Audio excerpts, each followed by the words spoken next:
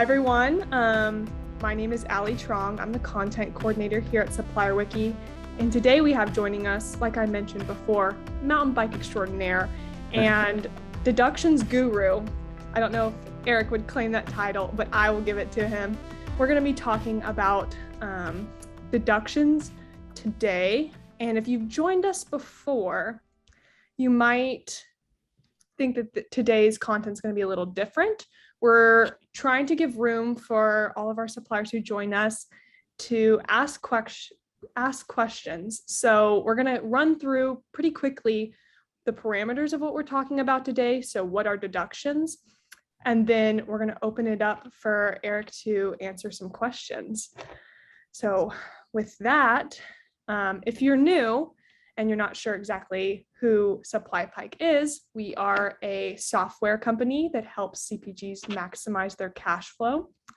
And something Stacy, if you join, who is pretty much our figurehead for our webinars, she always says, we would love to see your company's logo up here because we're just excited when we get to help suppliers win back their time and money.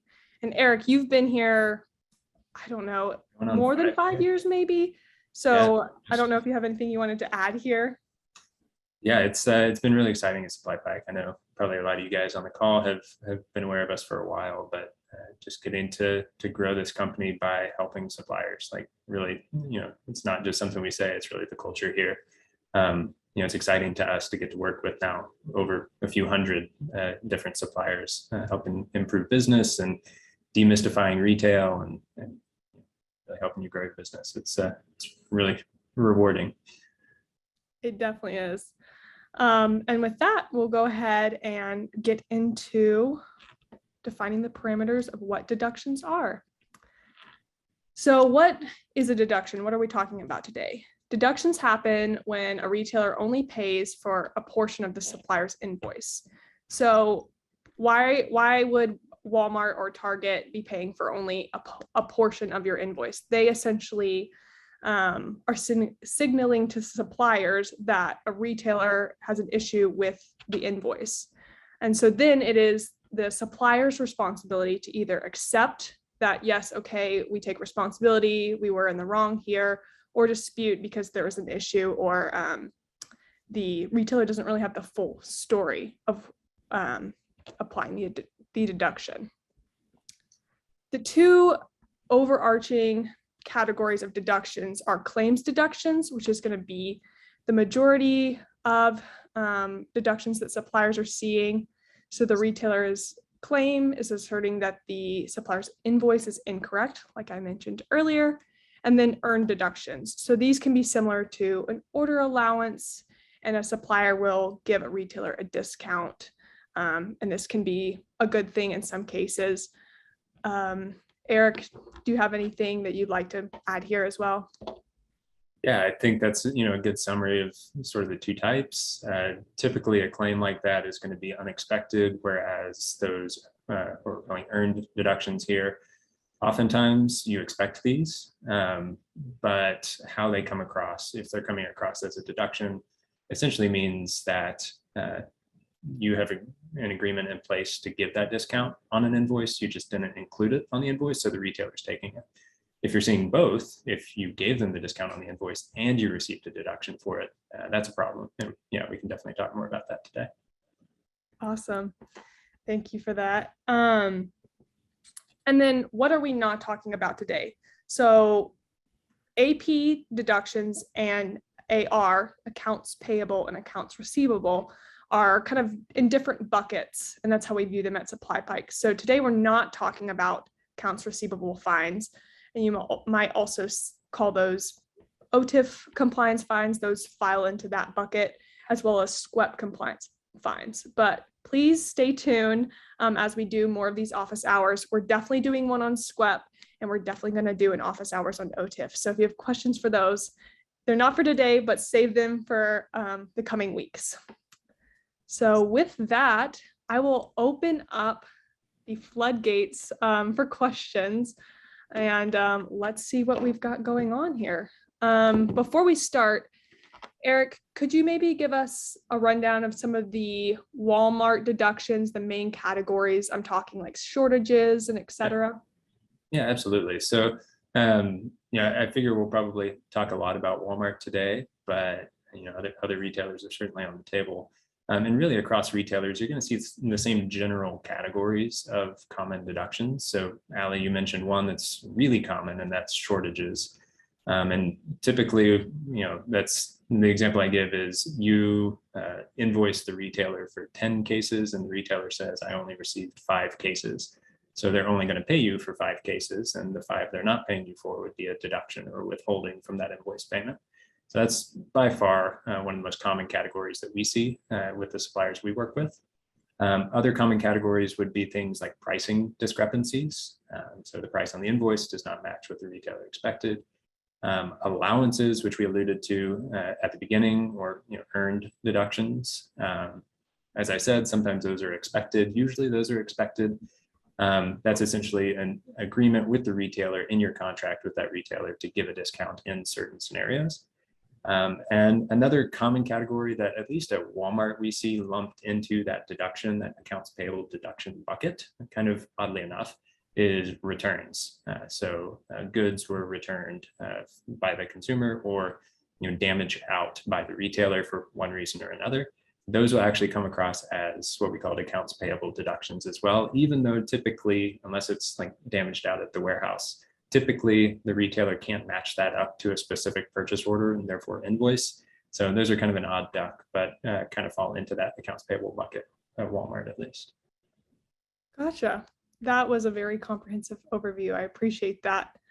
And not to zoom out too much, but a question that I have been considering is deductions are a pretty new space when it comes to the software that retailers are using, their own apps, as well as other apps like SupplyPike has Deductions Navigator. What do you see that space looking like in the next couple of years? Yeah, so I mean, I think any supplier will tell you deductions have been around for a while. I know suppliers have been fighting these for years and years. I would say really within the past few years, there has been a greater awareness. I think retailers have gotten a little more serious about their deductions programs. And we've seen that bear out in how, basically the tech that retailers are putting in place to help them manage their deductions programs. So new dispute portals, new processes, things like that. Something that I'm really proud that SupplyPike has been kind of, leading the charge with over the past few years is democratizing some of the information behind what's going on with these deductions, what they mean. I know when we first got into this space several years ago, there really wasn't a whole lot of information. Retailers didn't publish a lot of detail on their deductions programs, and there just wasn't that much information available for suppliers to really understand what was going on. So you either had to have been doing it for 20 years or know someone who did. So we've been really pushing to make that kind of information more accessible and easy to understand. Looking forward into the future, really, we're seeing more of the same. So, usually when I talk about this space, I consider at a macro level what's happening in retail. And you have large retailers where competition is really heating up, Walmart and Amazon, engaged in, really hot competition. With that, we're going to see these types of programs continue to be really important to the retailers, along with compliance programs, especially, which I know isn't the topic for today. But retailers are looking to be competitive in any way that they can, and anything that they think is going to drive efficiency in their business is going to get a lot of attention from them. So fascinating. I'm just really excited to see as the space grows, how suppliers, this process gets made easier, because right now it's definitely convoluted, I think, as retailers try and figure it out. But yeah, your call to SupplyPike, not to make this a sales pitch, but I love the word you use, the democratizing. So super exciting. Other questions. What is the best way to get an explanation for a deduction if you can't look up the claim on APIS? Yeah, so that's a great question. That's one we hear a lot. It sounds like this is specifically about Walmart, for APIS being Walmart's accounts payable inquiry system. the application where you can view different financial info. That does happen where we see deductions withheld from a check that don't have a claim record in that APIS app where you can go find more information about it. We call these invoice-based deductions. If you're disputing them in APDP, you actually have to dispute them by an invoice because there's not a claim in APDP to dispute. And as far as getting backup on those, it can be tough. Two things I'll say. Some of the most common versions of these that we see are what we would call rededucts, where you have received, say, a shortage deduction, like a code 22 at Walmart, and you've disputed it and it's been approved and paid back, but then Walmart rededucts it under a different code. When that happens, those deductions won't have a claim created, so you won't have that normal source of backup information. The only thing you'll have is on the check line where that deduction is withheld, you'll have a microfilm number. And this is literally a microfilm lookup number. And there's a form that you can fill out. If you search in Retail Link, I believe it's called the backup request form. You can search there and provide that microfilm number and request more backup on that, and they should be able to provide it. And that's typically the best way to go about getting backup for that. The other thing I'll say is if it is a rededuct, like I mentioned, there should be a previous invoice or a previous claim as well for the original deduction. And that will usually give you some information, like kind of at least in the ballpark, what item are we talking about that is considered short or something like that. So those are the two things I would look at. Thank you for that. It's a lot of dots to have to connect on your own as a supplier. So I can empathize that that's pretty frustrating. And one thing I want to throw out there is, as we're going through this today, a big thing, like I said at the beginning, that we love to do here at SupplyPike is we're connecting suppliers. We work with hundreds of suppliers, and we don't claim any special knowledge ourselves. We bring together the knowledge of you guys and sort of democratize that and make it available. So as you guys, if you're sitting there on the webinar and you have some thoughts on, hey, here's what we see with our business, throw it in the chat and let's share it with the community and get more info out there. Yes, I second that, Eric.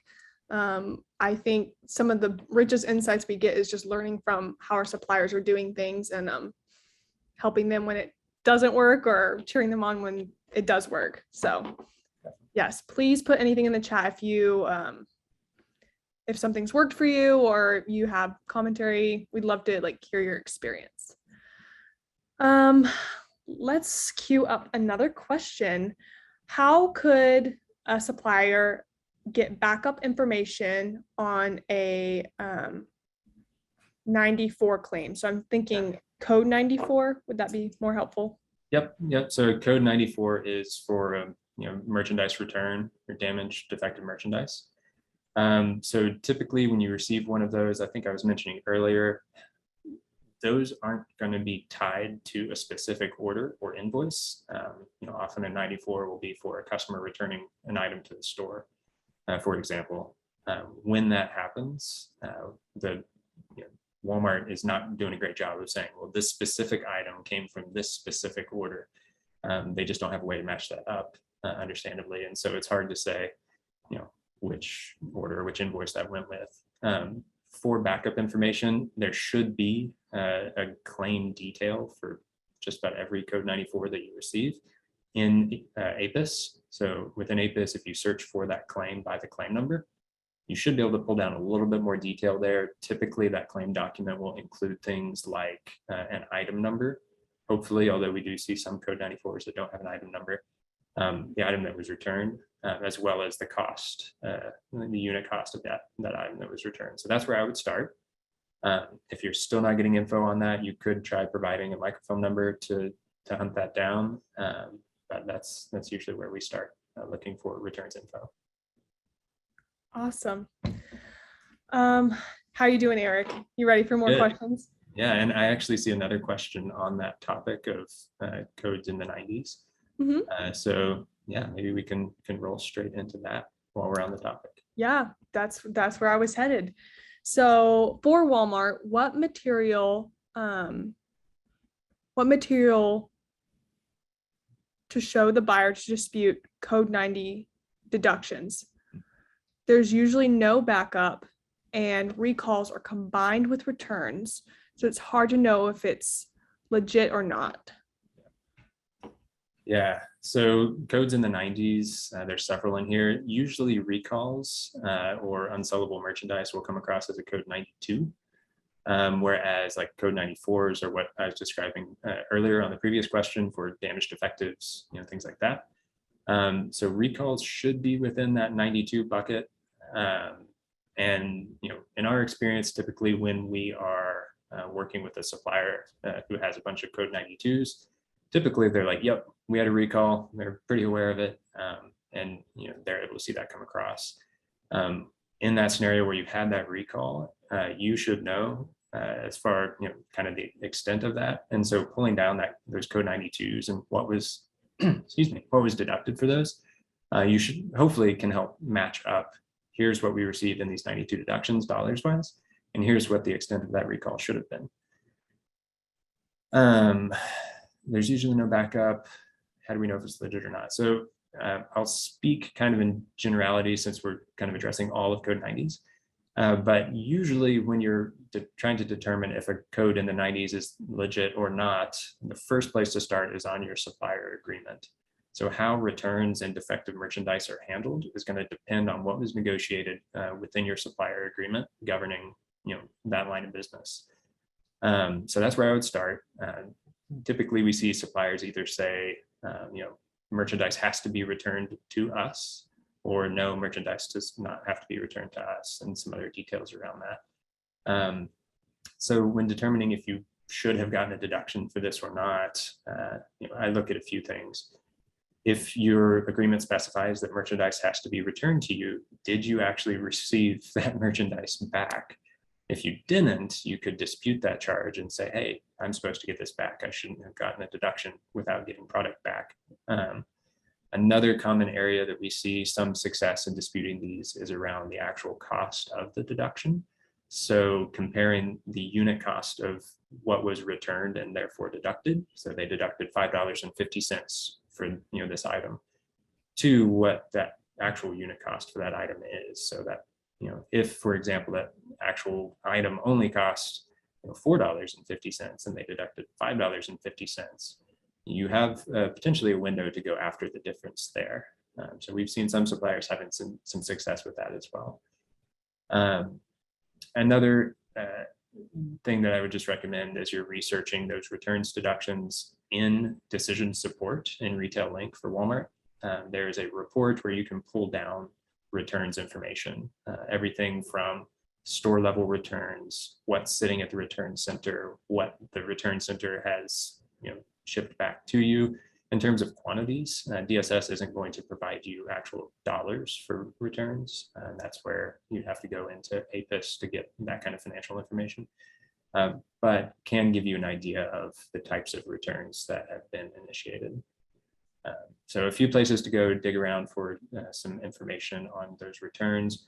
I will say, as far as disputing these goes, it can be a challenge to prove code 90s, codes in the 90s, to prove that they were invalid to the point that you're able to get repaid on them. We definitely see some suppliers getting repaid, but it really varies. And that's why for these types of deductions, SupplyPike, we typically don't give hey, we see this kind of recovery rate, this percentage of disputes getting paid back, because it varies so much depending on your agreement with Walmart. So really it depends on your business. Gotcha. I'm sure I left some stuff out of that answer. If anybody's got more to add on that, throw it in the chat. Or yes. Follow-up question. And I did want to add, because we do get this question a lot, if it's been a minute since you looked at your supplier agreement, that can be found in Retail Link in your profile. So you click down for that drop-down menu. And it's got lots of information that can be helpful if you haven't refreshed yourself on that in a while. So thank you for that, Eric. Another question, we had a failure to consolidate deduction, which is a claim 43. Can you explain a little bit about what this is and how a path to dispute this, Eric? Yeah, so code 43s are pretty much always either accounts receivable deductions, meaning they're coming from Walmart's accounts receivable team as a chargeback, not necessarily being withheld from a specific invoice, or they're going to come from an auditor as a post-audit. So we've been hearing more and more about these recently. Falls a little bit outside of the realm of deductions that we're talking about today, but these failure to consolidate chargebacks essentially mean that Walmart expected this freight to be shipped differently, and they incurred cost to move that freight that they feel that they should not have incurred. You should be able to find more backup on these, typically by going into a portal that Walmart makes available called High Radius, which is where all the accounts receivable chargebacks are going to come across. You'll see notification of those. You can dispute them there. But yeah, that's where I would start hunting for those. You're not going to see any info on these in APIS or APDP because that's all Walmart's accounts payable.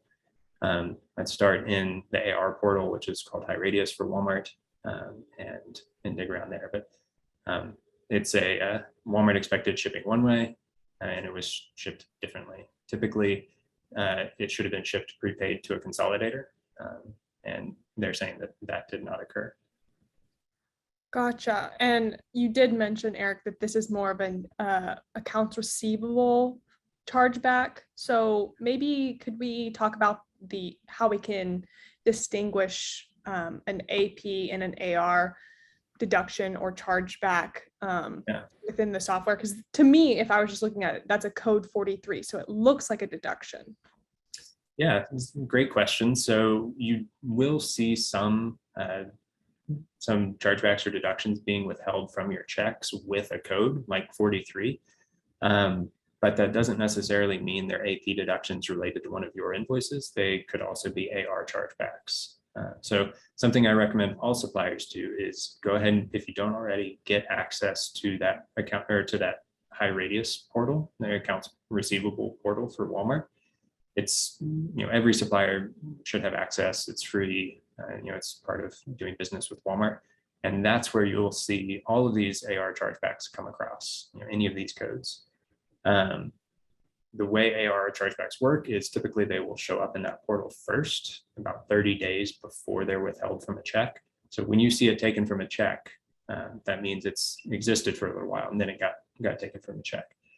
Another way that you can identify AR chargebacks on a check is by looking at the invoice number. So typically AR chargebacks are going to start with a Walmart generated invoice number that begins with 7000. Is kind of a dead giveaway. The invoice number is going to look different from your internal invoice number sequence. And then the other thing to look for on a check is the store number. Typically they'll come from store number 9000, which is another giveaway that it's an AR chargeback. Gotcha. That's super helpful. Thank you. I'm learning things on here as well. I appreciate that. A callback to another question was about a code 90. And the supplier mentioned that they didn't have any recalls. So Eric, to me, that kind of seems like, okay, if there aren't any recalls, then just go ahead and dispute that. If it seems funky, try and dispute it already, or do you have a different response to that? Occasionally it's not. A code 92 might not be specifically for a recall. It could also pertain to overstocked merchandise. So that would be kind of my first thought there. And yeah, with the current retailer climate, we've definitely seen retailers trying to trim down overstocked merchandise, Walmart, certainly Target. So that would be my first thought, is it could have fallen into that bucket. Without knowing a little more detail, it would be tough to say for sure. Yeah. And this is just a general to everyone on the call. If you do have very specific questions that we aren't able to get to, please, we'll put our emails at the end of the hour. Please reach out to our teams. We would love to help figure out questions and hopefully get disputes resolved and approved and get money back. So that would be a great place to start, like Eric mentioned, but yeah, sorry that we weren't able to maybe definitively answer that. let's jump to another question. Here's a response that someone had to our code 43. It's not in high radius. So if it's not in high radius, is there a way, how would you try to find that, Eric? Maybe we don't have the answer to that right now, but where would you start digging? Yeah, if you're not seeing backup in high radius, what I mentioned before, I'm assuming that means you've just seen it come across on a check, deducted from a check, probably for a fairly large dollar amount, given this type of code. It should have a microfilm number with that check line. So that's where I would go ahead and submit a backup request for that microfilm number to try to get more information. Yeah, the only other thing I could think of, yeah, that's probably where I would start. Typically, if it's coming from an auditor, you would have gotten an email notification. Post audits follow a different process, and typically won't have that code on a check line. Gotcha. Okay, that's helpful to understand. Interesting. That one's puzzling me a little bit. One of our suppliers on the call said that it does have a microfilm number on 43. So my question there would also be, how long does that take? Like, is that just sent to your email? How did you know that you received that number? Yeah, if you're looking at a check line, not sure what it's for, and it does have a microfilm number there. Like I said, in Retail Link, there's a form, I believe it's called the backup request form, or at least it used to be. I know we also linked to it from a help article on that in our help documentation for SupplyPike. So if you need that, if you're not able to find it in Retail Link, go ahead and reach out to us afterwards, and we'll help you track that down. But it's literally a PDF that you can fill out and send through email to Walmart. It's not the best process. Something else I'd be curious to try, this is just me speaking off the cuff, I don't have any reason to prove this, but Walmart EBS, which is the point of contact for most accounting related questions, you could attempt to reach out to them, submit a ticket through Retail Link, and I forget the direct email address. You could attempt to reach out to them, provide the microphone number, and see if you get a response back there as well. As far as how long it takes to get the backup request back to you, really just varies. I would submit that backup request form, and then if it were me, I would also reach out to EBS. EBS provides an email address. It's in several places in Retail Link, and they also have a phone number. We hear suppliers say they have a lot better success getting a quick response if they call the phone number. Sometimes the emails can sit out there for a long time, not getting answered. What? People don't read their emails as soon as you hit send? No, I'm Inbox zero. Thank you for answering that. I have a question specifically about SupplyPike showing approved, which seems to be approved for payment, but it could mean the deduction has been approved as legitimate. Yeah. Can SupplyPike code the actual check payment differently so we could see what we can actually get a payment for? Thomas, I think I understand your question, so I'll try to answer what I understand. Ask again if I didn't answer it for you, but sounds like you're asking about that scenario I mentioned earlier, where occasionally Walmart will approve a dispute for a certain deduction and then rededuct again usually under a different reason code. Common example would be you dispute a common shortage like a code 22. Walmart approves that dispute, pays you back for the code 22, and then later will deduct again for that invoice number, but with a different code like a code 15. Essentially what's happening in that scenario is Walmart is saying, you're correct. It was not a code 22 for goods billed not shipped. It was a code 15 for a shortage within a pallet or a shrink wrapped pallet.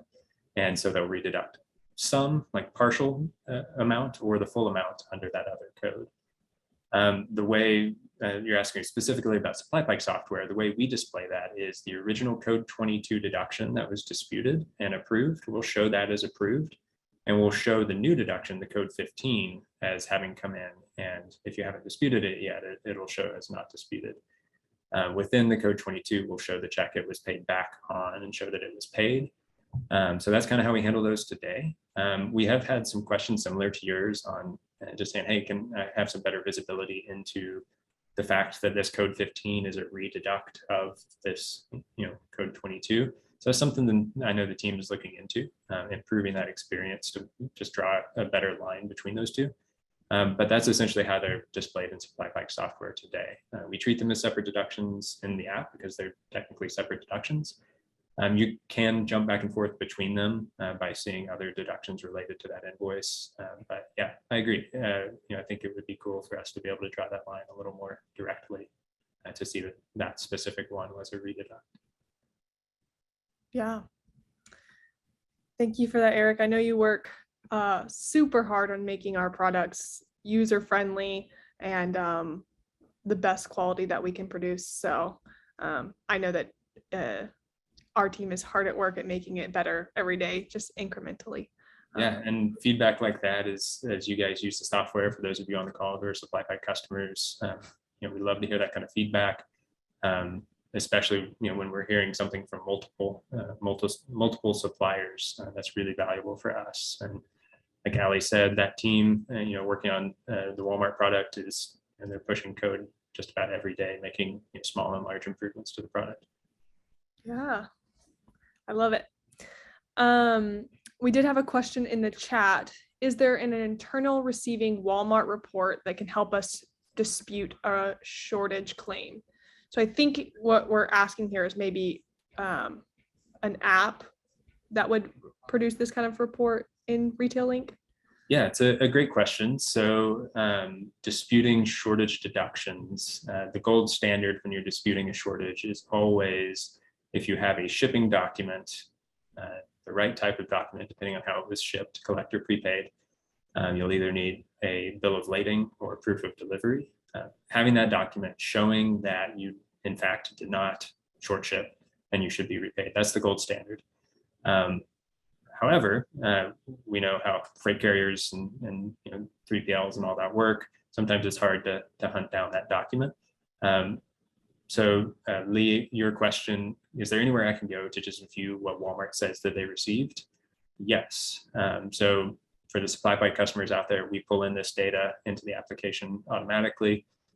From Retail Link, there's several places actually that you can pull receiving data. A lot of people are familiar with like Nova or the order management system, where you can go in, search for a specific order and see what Walmart says they received for that order. In DSS,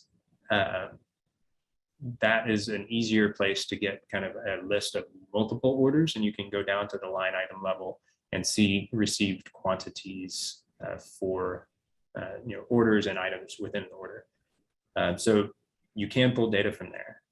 Now, I will say they all seem to feed from the same backend data, whether you're pulling it from Nova or DSS. In the OTIF app, some of the data they present will include what they say they received. The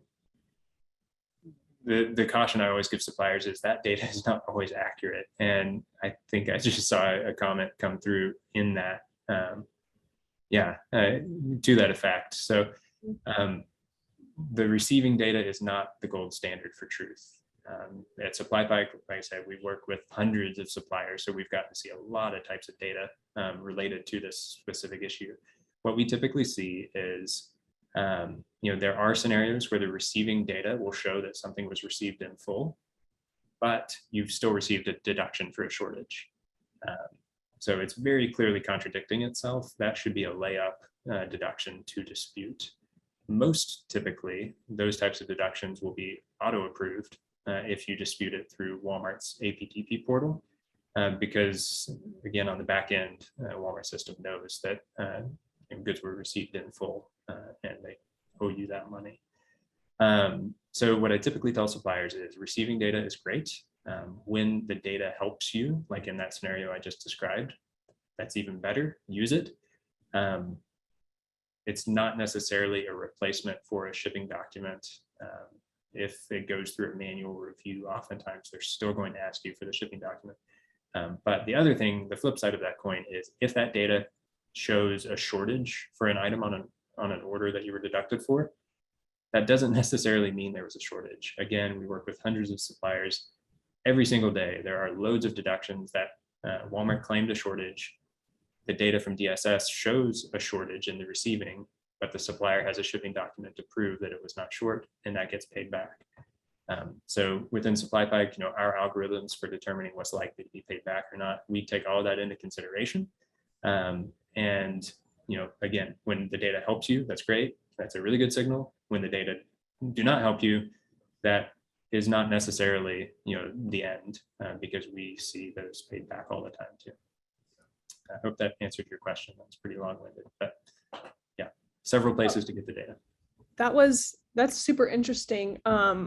And Eric, maybe you can speak to this in your experience. This is kind of also in the comment that Rivka made, is even some shipping documents are not necessarily what Walmart wants. So a trend I've seen, and correct me if I'm wrong, Walmart wants you to use their data to dispute oftentimes. How do you mitigate that if it's also kind of incorrect?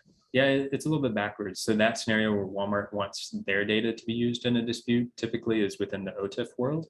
Okay.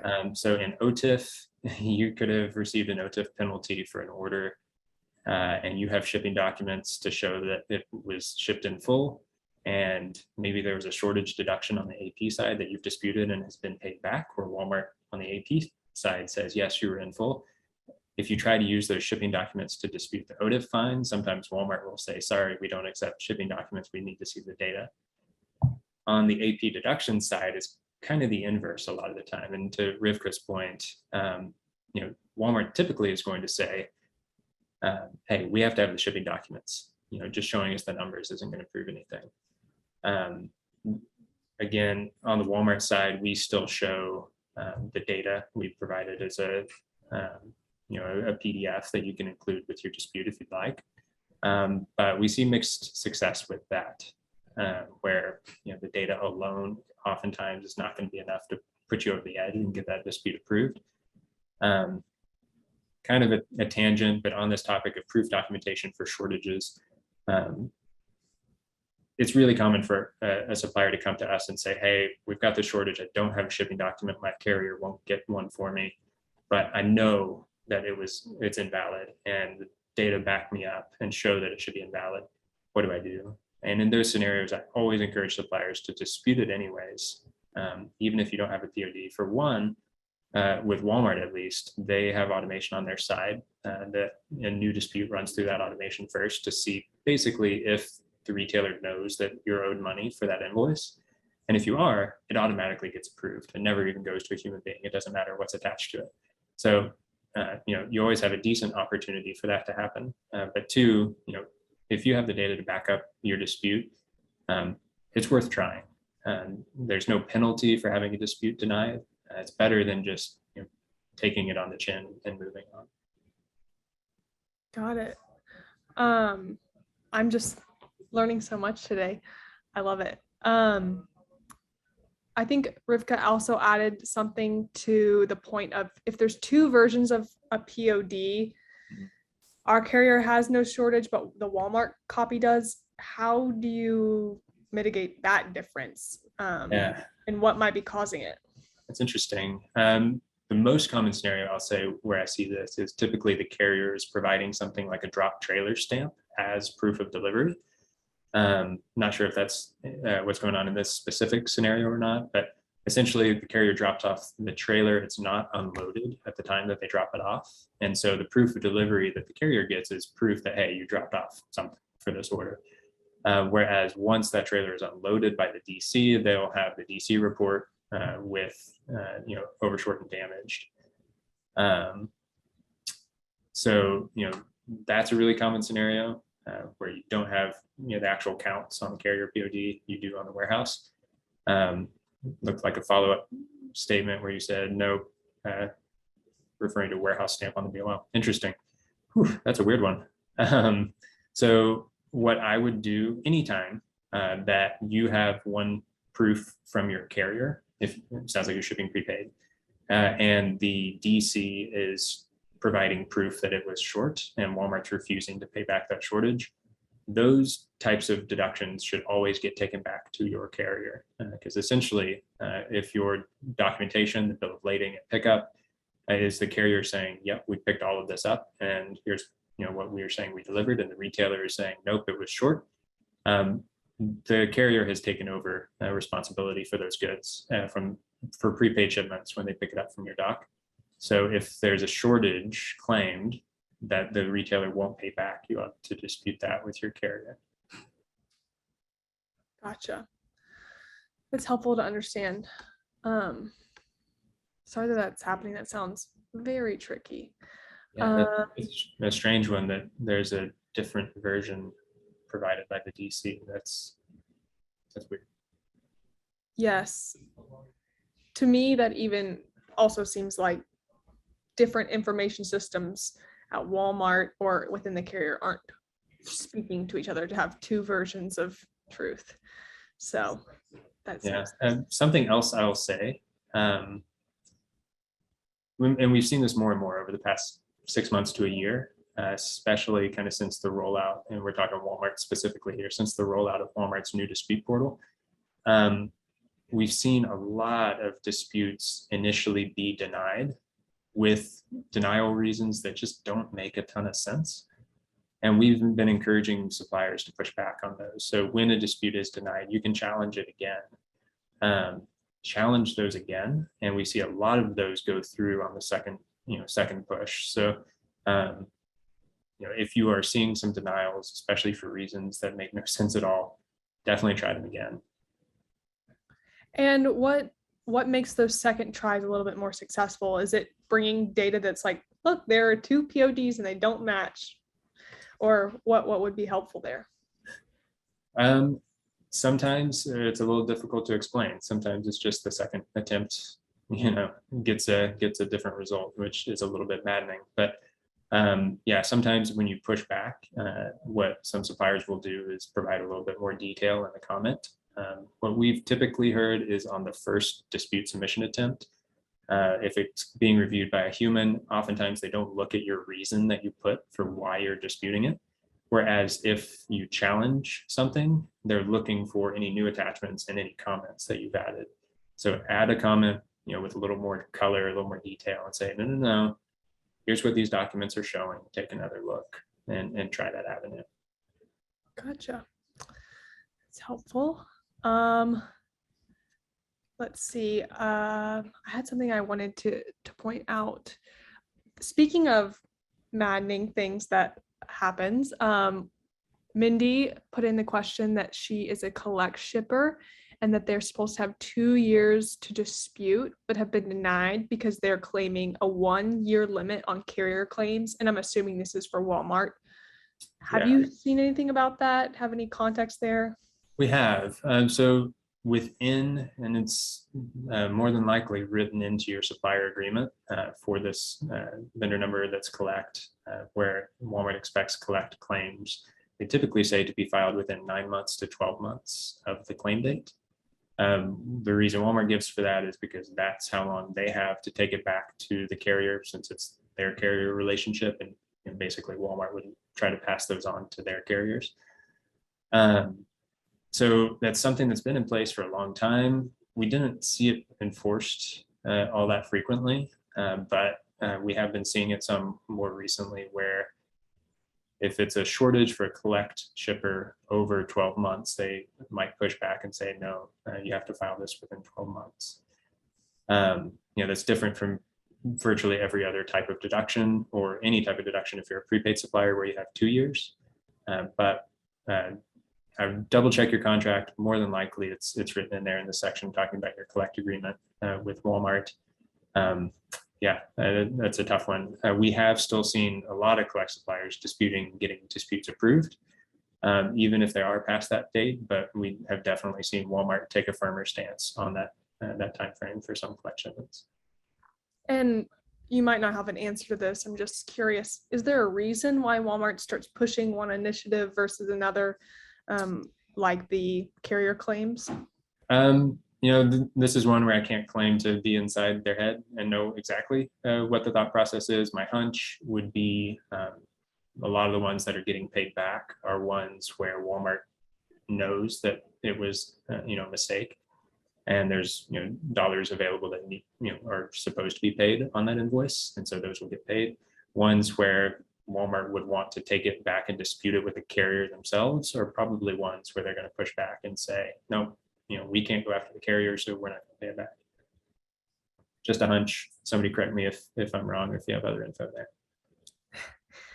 I think there might be, and we won't get into this, but some Walmart conspiracies, because we also have a attendee here who's saying that they think Walmart might be altering them, or if they make a mistake, correcting it later. And to that, I would also just say something that I've heard our team say over and over again. If you can document things early and often, have your own evidence folder in case things like that are happening, or versions of truth look different. I'm not exactly sure if you have any insight into that, Eric, but that's just what I've mostly heard as a best practice. I mean, documentation is always your friend, kind of regardless of what specifically we're talking about. One other thing that I'll say, and just take it with a grain of salt, if you are having consistent chronic issues like this, where it's happening frequently, it's adding up to really a material dollar amount. I always am a proponent of consider your company's relationship with your buyer, with your merchant at Walmart. But if you can take kind of an aggregate, not one by one all the time, but if you can take an aggregate and say, hey, this is what's been happening over the past 6 months. We've gotten 50 of these. It's $100,000. It's having a material impact on our business. And here's the proof why this shouldn't be happening. And I'm not getting any help through the dispute portal. It might be time to attempt to surface that conversation with your buyer. They want you to be successful, so that Walmart is successful. Kind of, we're all on the same team here. I know every supplier's relationship with their buyer looks a little bit different, so your mileage may vary. But I always say, depending on that relationship, it may not hurt to at least have that conversation with your buyer and sort of bring that to their attention. May or may not get anywhere, but sometimes that's sort of your last recourse, or the final path to pursue. Gotcha. Okay. That's helpful. And yeah, talking to your buyer, we do have some resources that I can link later when we follow up with everyone. It's just helpful when you're preparing for conversations like that can be difficult. Let's jump to another question. We have about 5 minutes, and then we will hop to the end here. But what does Walmart, I'm assuming, consider a valid POD from FedEx or UPS ground shipments? Yeah, so FedEx and UPS ground, typically what they're looking for, I believe for both of these, you should be able to get a signed copy of a proof of delivery, digital signature. So I'm drawing deep into the recesses of my brain on this one, but I believe typically with FedEx and UPS, you can search for a tracking number and pull back a basic proof of delivery, which includes really basic information that says like, yep, this one was delivered, but not a whole lot other than that. Whereas if you're actually logged into your FedEx account or your UPS account, and then you search for a tracking number or an order number, like a reference number that is related to your account number, you'll get a different document back, and it's a more detailed version of the proof of delivery. And it includes the things that Walmart cares about, like the actual signature, if there was one, as well as the reference number, which should be your proof of, or your purchase order number, so that you can tie it back to, hey, this delivery was for this order. So those are typically, on any proof of delivery, that's what they care about. But that's a mistake that I see some suppliers make, where they'll provide like a FedEx tracking page that just says like check mark delivered without a whole lot of additional detail. And that's usually not going to get you very far. They'll ask for the signed copy. So make sure you're signed in or providing. I think with UPS, you need to be signed into the account that's related to the shipment. And with FedEx, you need to provide the account number that was related to the shipment. So either the account number for you as the shipper, if you're the shipper, or the account number for the payer or the bill to party, which would be you if you're prepaid, which would be Walmart if you're shipping collect, small parcel. So yeah, going off memory there, I think that's accurate. I know SupplyPike makes some information available on that as well. But that's the most common mistake I see, is providing the generic copy of the proof of delivery or like the tracking page rather than the official document, which will have, with both FedEx and UPS, it's usually a digital signature, little image on the bottom of that document. And it'll have things like the ship to address and the reference numbers. Perfect. That's super helpful. I had a question about the SupplyPike product deduction navigator back to code 92s and 94s. Most of the new claims are now showing the PO. Walmart has a notification claim PDF that does not have the PO listed. So where would SupplyPike maybe be getting that information for that PO?